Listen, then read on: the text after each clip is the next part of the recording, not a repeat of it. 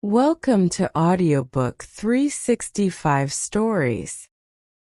Many years ago, a young man named Giovanni Guasconti left his home in Naples to study in northern Italy. He rented a small room on the top floor of a dark and ancient palace. Long ago, the building had belonged to a noble family. Now, an old woman, Signora Lisabetta, rented its rooms to students at the University of Padua. Giovanni's room had a small window.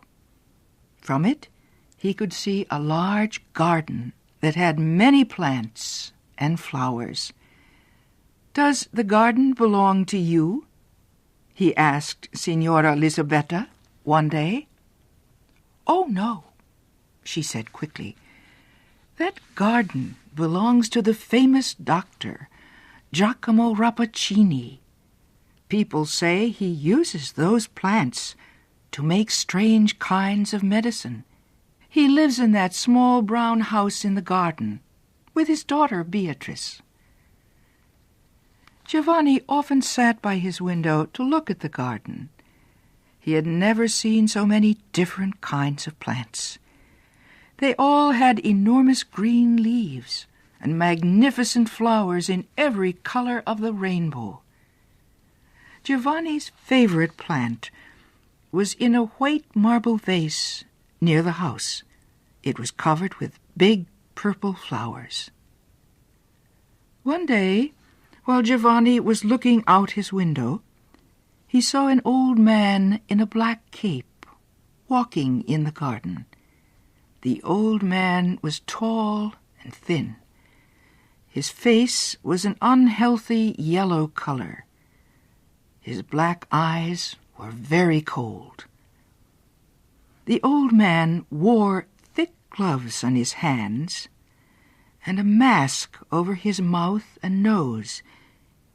He walked carefully among the plants, as if he were walking among wild animals or poisonous snakes. Although he looked at the flowers very closely, he did not touch or smell any of them. When the old man arrived at the plant with the big purple flowers, he stopped. He took off his mask and called loudly, "Beatrice, come help me." "I am coming, Father. What do you want?" answered a warm young voice from inside the house. A young woman came into the garden.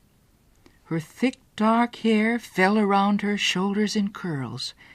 Her cheeks were pink, and her eyes were large and black. She seemed full of life, health, and energy as she walked among the plants. Giovanni thought she was as beautiful as the purple flowers in the marble vase. The old man said something to her. She nodded her head as she touched and smelled the flowers that her father had been so careful to avoid. Several weeks later, Giovanni went to visit Pietro Baglioni, a friend of his father's. Professor Baglioni taught medicine at the university. During the visit, Giovanni asked about Dr. Rappaccini. "He is a great scientist," Professor Baglioni replied, "but he is also a dangerous man." "Why?" asked Giovanni. The older man shook his head slowly. "Because Rappaccini cares more about science than he does about people. He has created many terrible poisons from the plants in his garden. He thinks he can cure sickness with these poisons. It is true that several times he has cured a very sick person that everyone thought would die. But Rappaccini's medicine has also killed many people. I think he would sacrifice any life even his own, for one of his experiments. "But what about his daughter?" Giovanni said. "I'm sure he loves her." The old professor smiled at the young man. "So," he said, "you have heard about Beatrice Rappaccini. People say she is very beautiful. But few men in Padua have ever seen her. She never leaves her father's garden." Giovanni left Professor Baglioni's house as the sun was setting. On his way home, he stopped at a flower shop where he bought some fresh flowers. He returned to his room and sat by the window. Very little sunlight was left. The garden was quiet. The purple flowers on Giovanni's favorite plant seemed to glow in the evening's fading light. Then someone came out of the doorway of the little brown house. It was Beatrice. She entered the garden and walked among the plants. She bent to touch the leaves of a plant or to smell a flower. Rappaccini's daughter seemed to grow more beautiful with each step. When she reached the purple plant, she buried her face in its flowers. Giovanni heard her say, "Give me your breath, my sister. The ordinary air makes me weak. And give me one of your beautiful flowers." Beatrice gently broke off one of the largest flowers. As she lifted it to put it in her dark hair, a few drops of liquid from the flower fell to the ground. One of the drops landed on the head of a tiny lizard crawling near the feet of Beatrice. For a moment, the small animal twisted violently. Then it moved no more. Beatrice did not seem surprised.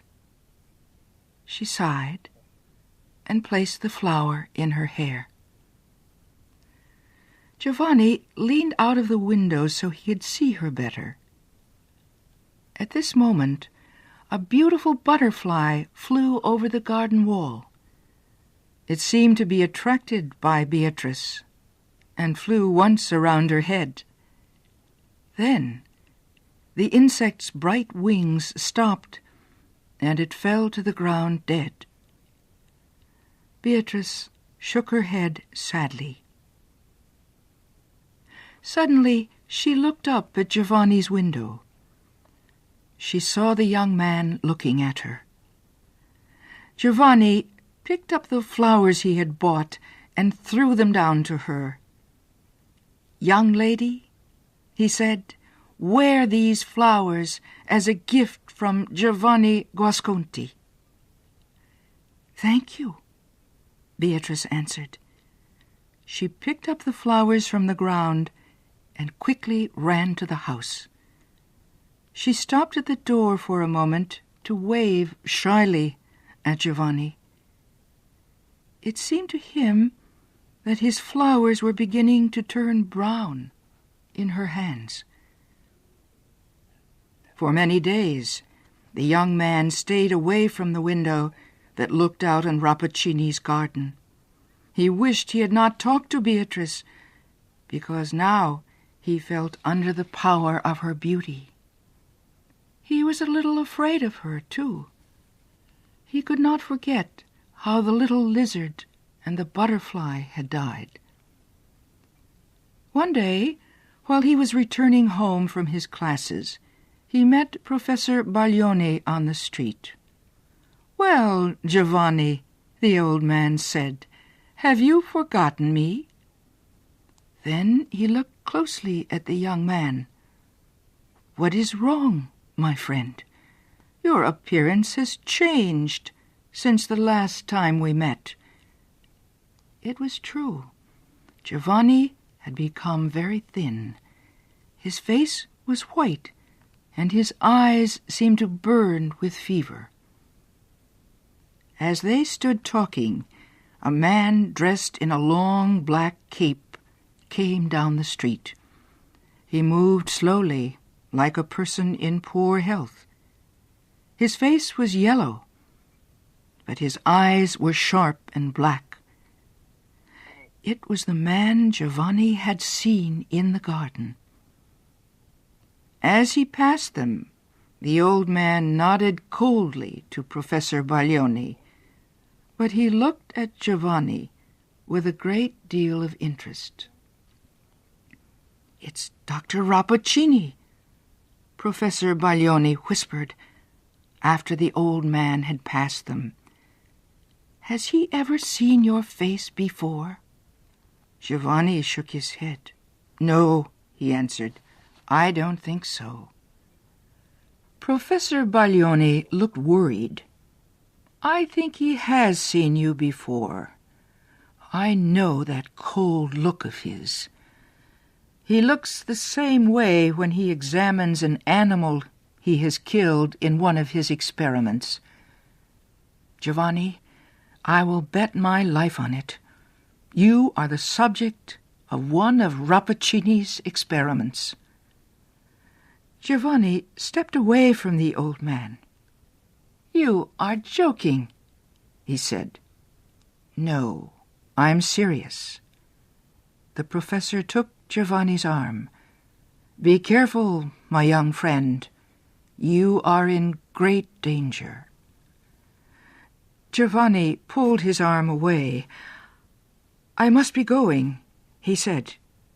"Good night." As Giovanni hurried to his room, he felt confused and a little frightened. Signora Elisabetta was waiting for him outside his door. She knew he was interested in Beatrice. "I have good news for you," she said. "I know where there is a secret entrance into Rappaccini's garden." Giovanni could not believe his ears. "Where is it?" he asked. "Show me the way." Many years ago, a young man named Giovanni Guasconti left his home in Naples to study in northern Italy. He took a room in an old house next to a magnificent garden filled with strange flowers and other plants. The garden belonged to a doctor, Giacomo Rappaccini. He lived with his daughter Beatrice in a small brown house in the garden. From a window in his room, Giovanni had seen that Rappaccini's daughter was very beautiful, but everyone in Padua was afraid of her father. Pietro Baglioni, a professor at the university, warned Giovanni about the mysterious Dr. Rappaccini. "He is a great scientist," Professor Baglioni told the young man, "but he is also dangerous. Rappaccini cares more about science than he does about people. He has created many terrible poisons from the plants in his garden." One day, Giovanni found a secret entrance to Rappaccini's garden. He went in. The plants all seemed wild and unnatural. Giovanni realized that Rappaccini must have created these strange and terrible flowers through his experiments. Suddenly, Rappaccini's daughter came into the garden. She moved quickly among the flowers until she reached him. Giovanni apologized for coming into the garden without an invitation, but Beatrice smiled at him and made him feel welcome. "I see you love flowers," she said, "and so you have come to take a closer look at my father's rare collection. While she spoke, Giovanni noticed a perfume in the air around her. He wasn't sure if this wonderful smell came from the flowers or from her breath. She asked him about his home and his family. She told him she had spent her life in this garden. Giovanni felt as if he were talking to a very small child. Her spirit sparkled like clear water. They walked slowly through the garden as they talked. At last, they reached a beautiful plant that was covered with large purple flowers. He realized that the perfume from those flowers was like the perfume of Beatrice's breath, but much stronger. The young man reached out to break off one of the purple flowers, but Beatrice gave a scream that went through his heart like a knife. She caught his hand and pulled it away from the plant with all her strength. "Don't ever touch those flowers," she cried. "They will take your life." Hiding her face, she ran into the house. Then Giovanni saw Dr. Rappaccini standing in the garden. That night, Giovanni could not stop thinking about how sweet and beautiful Beatrice was. Finally, he fell asleep. But when the morning came, he woke up in great pain. He felt as if one of his hands was on fire. It was the hand that Beatrice had grabbed in hers when he had reached for one of the purple flowers. Giovanni looked down at his hand.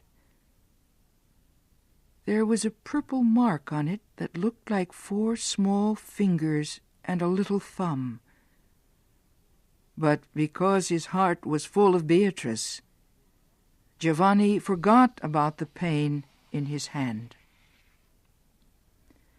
He began to meet her in the garden every day.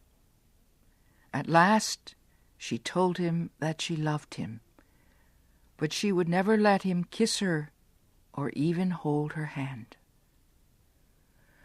One morning, several weeks later, Professor Baglioni visited Giovanni. "I was worried about you," the older man said. "You have not come to your classes at the university for more than a month. Is something wrong?" Giovanni was not pleased to see his old friend. "No, nothing is wrong. I am fine, thank you." He wanted Professor Baglioni to leave, but the old man took off his hat and sat down. "My dear Giovanni," he said, "you must stay away from Rappaccini and his daughter. Her father has given her poison from the time she was a baby. The poison is in her blood and on her breath. If Rappaccini did this to his own daughter, what is he planning to do to you?" Giovanni covered his face with his hands. "Oh, my God," he cried. "Don't worry," the old man continued. "It is not too late to save you, and we may succeed in helping Beatrice too. Do you see this little silver bottle? It holds a medicine that will destroy even the most powerful poison. Give it to your Beatrice to drink." Professor Baglioni put the little bottle on the table and left Giovanni's room. The young man wanted to believe that Beatrice was a sweet and innocent girl, and yet Professor Baglioni's words had put doubts in his heart. It was nearly time for his daily meeting with Beatrice. As Giovanni combed his hair, he looked at himself in a mirror near his bed. He could not help noticing how handsome he was. His eyes looked particularly bright, and his face had a healthy, warm glow. He said to himself, "At least her poison has not gotten into my body yet." As he spoke, he happened to look at some flowers he had just bought that morning. A shock of horror went through his body. The flowers were turning brown. Giovanni's face became very white as he stared at himself in the mirror. Then he noticed a spider crawling near his window. He bent over the insect and blew a breath of air at it. The spider trembled and fell dead. "I am cursed," Giovanni whispered to himself. "My own breath is poison." At that moment, a rich, sweet voice came floating up from the garden. "Giovanni, you are late. Come down." "You are a monster," Giovanni shouted as soon as he reached her. "And with your poison you have made me into a monster too. I am a prisoner of this garden." "Giovanni," Beatrice cried, looking at him with her large bright eyes, "why are you saying these terrible things? It is true that I can never leave this garden, but you are free to go wherever you wish." Giovanni looked at her with hate in his eyes. "Don't pretend that you don't know what you've done to me." A group of insects had flown into the garden. They came toward Giovanni and flew around his head. He blew his breath at them. The insects fell to the ground dead. Beatrice screamed, "I see it! I see it! My father's science has done this to us. Believe me, Giovanni, I did not ask him to do this to you. I only wanted to love you." Giovanni's anger changed to sadness. Then he remembered the medicine that Professor Baglioni had given him. Perhaps the medicine would destroy the poison in their bodies and help them to become normal again. "Dear Beatrice," he said, "our fate is not so terrible." He showed her the little silver bottle and told her what the medicine inside it might do. "I will drink first," she said. "You must wait to see what happens to me before you drink it." She put Baglioni's medicine to her lips and took a small sip. At the same moment, Rappaccini came out of his house and walked slowly toward the two young people. He spread his hands out to them as if he were giving them a blessing. "My daughter," he said, "you are no longer alone in the world. Give Giovanni one of the purple flowers from your favorite plant. It will not hurt him now. My science and your love have made him different from ordinary men." "My father," Beatrice said weakly, "why did you do this terrible thing to your own child?" Rappaccini looked surprised. "What do you mean, my daughter?" he asked. "You have power no other woman has. You can defeat your strongest enemy with only a breath. Would you rather be a weak woman?" "I want to be loved, not feared," Beatrice replied. "But now it does not matter. I am leaving you, father. I am going where the poison you have given me will do no harm. Goodbye to you, Giovanni." Beatrice dropped to the ground. She died at the feet of her father and Giovanni. The poison had been too much a part of the young woman. The medicine that destroyed the poison destroyed her as well.